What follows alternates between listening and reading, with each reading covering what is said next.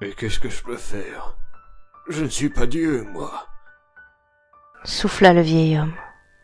Bah écoute, ça fait longtemps que t'es là? Lui demanda son vieil ami. Assez longtemps pour avoir entendu le début de sa prière. Non, je veux dire à cet endroit, quoi. Ah non, je ne sais pas trop. Ça fait peu de temps. Le temps me paraît tellement long ici. C'est mignon d'assister à la prière d'une petite fille dans un tel contexte. C'est ma petite fille. Elle a tout juste 8 ans, je crois. Je ne la vois... Enfin, je ne la voyais jamais. Le silence tomba entre les deux personnes âgées, chacun songeant peut-être à sa propre famille, et à la solitude aussi.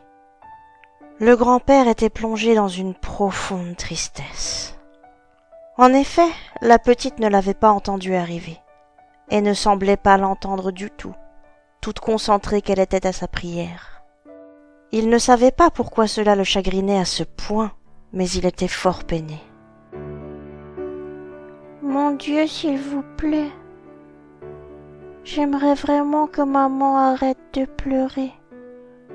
Elle est vraiment triste et je comprends pas pourquoi elle pleure tout le temps comme ça. Je suis triste moi aussi. Aidez-moi s'il vous plaît. Et aidez surtout ma maman. L'homme sentit une pointe d'inquiétude serrer son vieux cœur.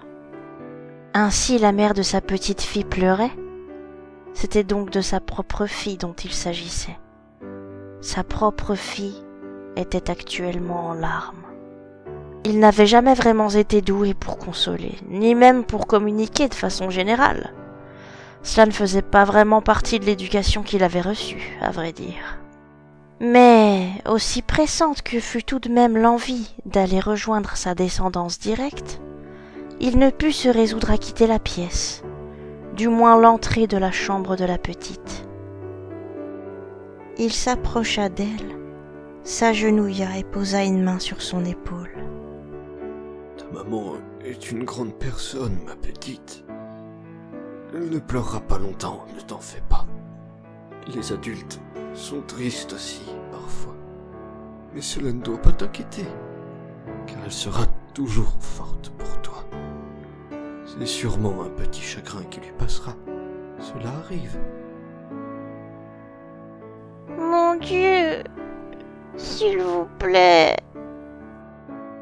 Ma petite, tu es triste à ce point que tu n'écoutes pas ton papy. C'est bizarre. Il fait tout froid. Est-ce que c'est Dieu qui me répond?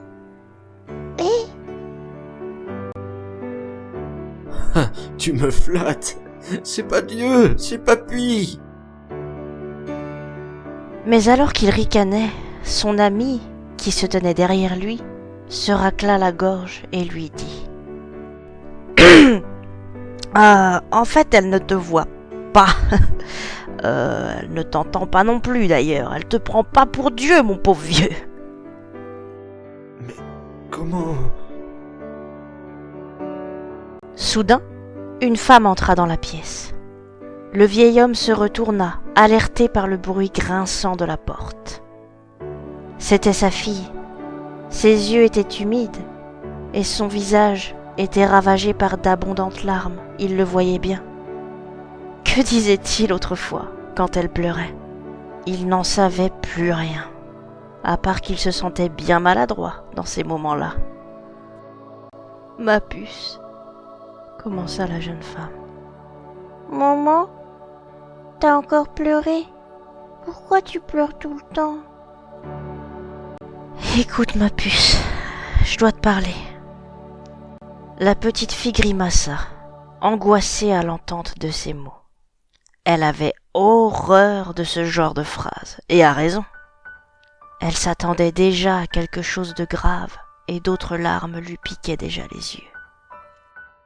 La jeune femme s'agenouilla, elle aussi, près de l'enfant, ignorant totalement son père.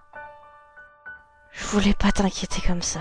Je suis désolée. » « Alors dis-moi, s'il te plaît, C'est papy, ma puce. Il est mort. Tu comprends?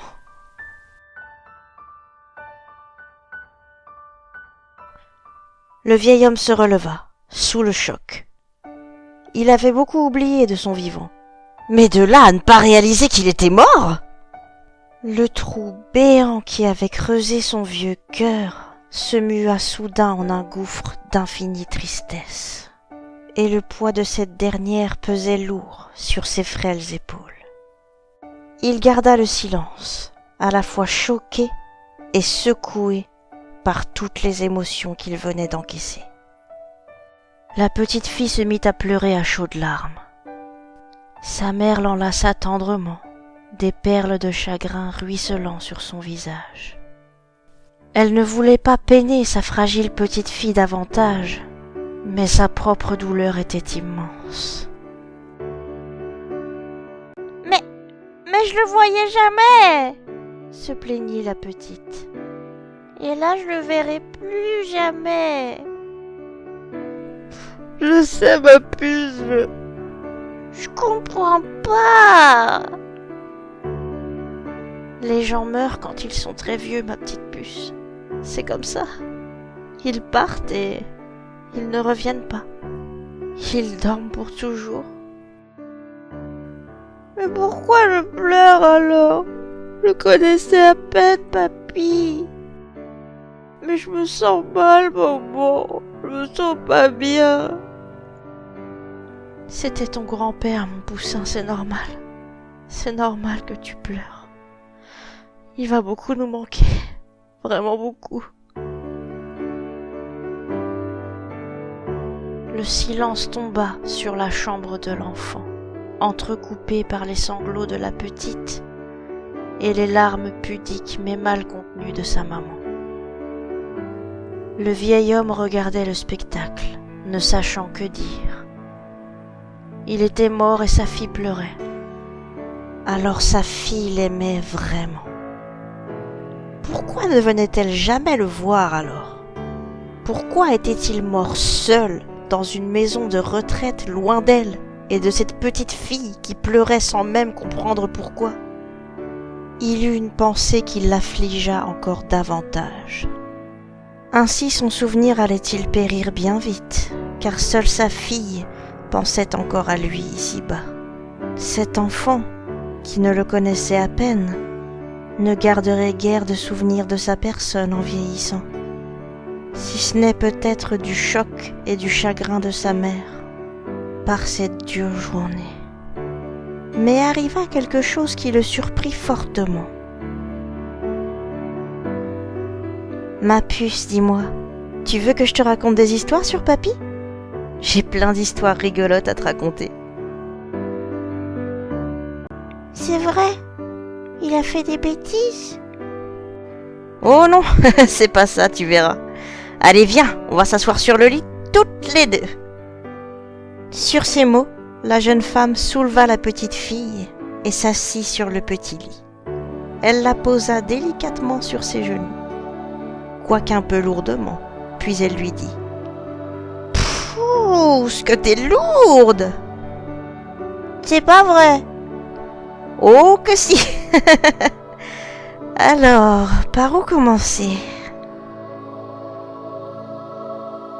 Ainsi, la jeune femme entama un long discours sur son père, évoquant des souvenirs agréables à son enfant, riant parfois, souriant simplement à d'autres moments, mais jamais un seul mot de mal ne fut dit sur le vieil homme. Celui-ci fut ému par la scène qu'il avait sous les yeux. Sa fille se souvenait vraiment bien de lui, ça oui, et sa petite fille se souviendrait aussi, vu les sourires qu'il voyait et les rires bruyants qu'il entendait. Soudain, la jeune femme sortit une photo de la poche de son pantalon. Elle était mouillée, de larmes, devinait-il, mais elle était encore en très bon état. Il se reconnut aisément sur l'image. C'était lui, plus jeune. Il sourit, puis il voulut lui demander pourquoi elle avait conservé cette photo. Depuis combien de temps l'avait-elle? La regardait-elle souvent? Pensait-elle souvent à lui? Regarderait-elle souvent cette image à l'avenir? Pourquoi tu pleures? Pourquoi tu pleures ton père si tu ne venais jamais le voir? Il n'aurait malheureusement jamais de réponse à cette question. Mais il était sûr d'une chose. Sa fille l'aimait tendrement, et même s'il ne l'avait jamais entendue, ses yeux l'avaient vue avec une clarté pure et pleine de vérité. Et cet enfant qui riait, elle avait l'air de l'aimer elle aussi. Il essuya une larme, s'approcha de l'oreille de la petite et lui dit: Tu vois, c'est peut-être pas Dieu, c'est juste ton papy qui fait rire. Mais il veillera toujours sur toi, lui aussi. Il se redressa, tourna les talons et s'en alla, accompagné de son vieil ami. Celui-ci lui tapotait le dos en signe de compassion. Puis ils cheminèrent ensemble vers l'inconnu de l'après-vie.